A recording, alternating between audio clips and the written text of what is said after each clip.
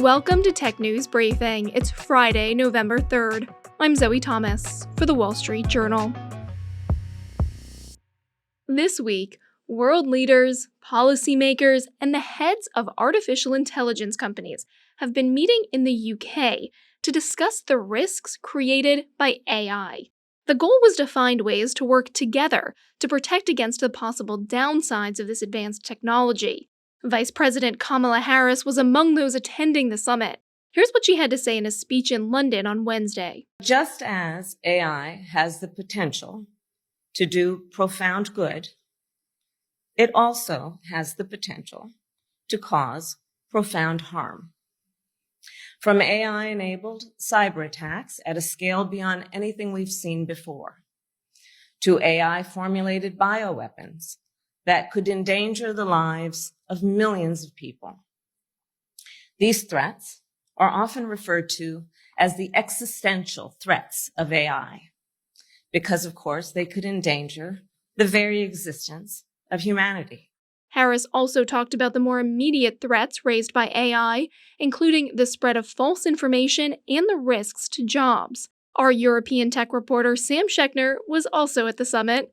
Sam, I want to start at the end. After the two-day summit, have global leaders agreed to any actions or steps to deal with the risks created by AI? Well, there was actually some agreement announced at the end of this. There was a leaders meeting with Prime Minister Rishi Sunak and Vice President Kamala Harris and representatives of several other what they called like-minded countries in Europe and elsewhere. And they have agreed on this new testing protocol, and companies are pledging to open up their new models to outside testing by some of these safety institutes before they release them. Take us through some of the risks that have been discussed at the summit.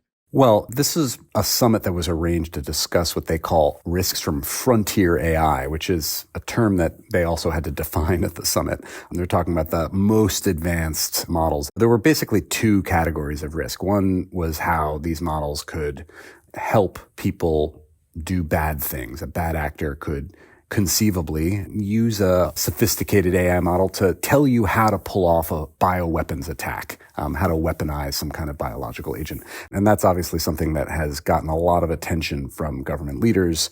The other category of risk is a little bit more speculative, although both of these are somewhat speculative.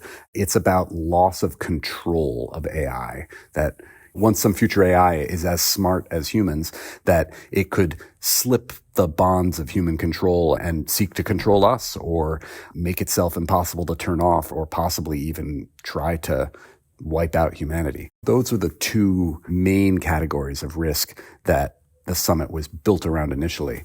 But it actually got broadened out somewhat significantly. There were civil society groups and others, including Vice President Kamala Harris, who were here saying, hey, we should define safety more broadly and their risks and harms that they would say AI is causing right now. Things like deepfakes undermining elections, or faulty algorithms trained on human biases, spreading those biases at an industrial scale. It wasn't just politicians, though, who were at this summit. There were also a number of executives from some of the leading artificial intelligence companies. What have we heard from businesses about the risks? The big AI companies, Google DeepMind, for instance, or Anthropic, have been pretty vocal that they think that these are real risks, these frontier risks. And so they have been pretty welcoming of the summit. The question is, one could be cynical and say, okay, well, is it serve their interest to focus on those risks as opposed to maybe some of the more current risks and harms that people identify? But, they made a commitment to open up their new models to testing, and they've generally said that they think this is important. I mean, you have Dario Amodei, the co-founder and CEO of Anthropic, for instance, saying that he thinks these new AI safety institutes will play an important role, and they welcome their establishment.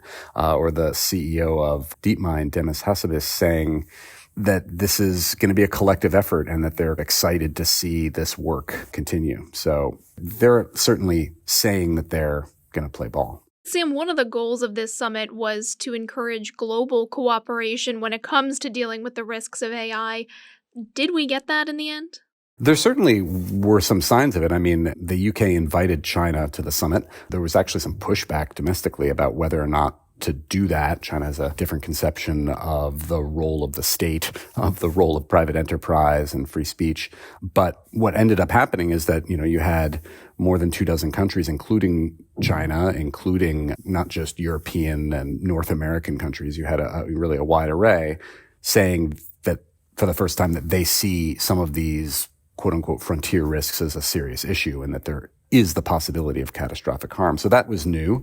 And now we see with the setup of these AI safety institutes, there's going to be cooperation. The US is setting up an AI safety institute and the UK has one as well. They're going to share information. The UK said they have an agreement with the government of Singapore as well to share information. You've been at the summit. Can you just tell us what it's like?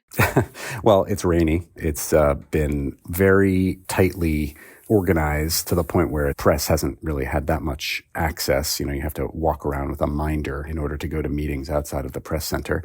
But it's been interesting to see some of the huts where, Alan Turing helped build machines that help decode Nazis' Enigma encryption. And it's been a kind of unique opportunity where you have heads of companies like DeepMind or OpenAI, along with some world leaders and ministers from countries in Asia, in Africa, in the Americas.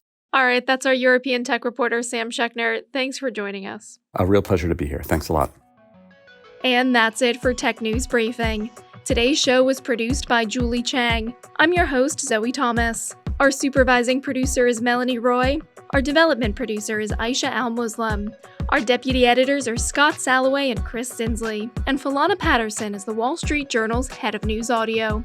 We'll be back with a new show on Monday. Thanks for listening.